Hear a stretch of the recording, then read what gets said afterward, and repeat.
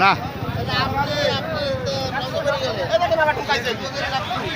না, তেল ঈদের দিন আগে টাঙ্কি ওই রাশিয়াতে নিয়ে আসছিলাম, আর লাগছে না। তেলের অভাব নাই, তেলের অভাব সরকারের নাই, জনগণের আছে।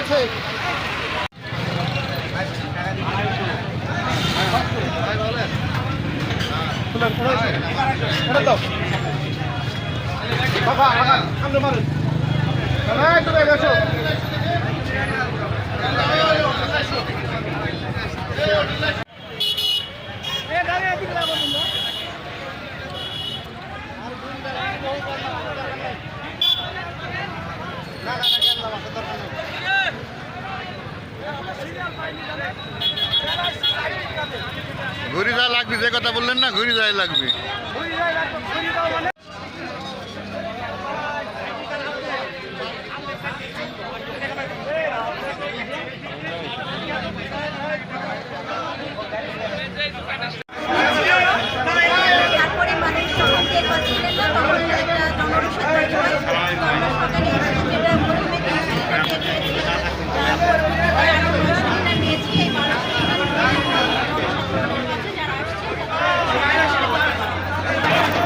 বাইক প্রতি কত লিটার করে?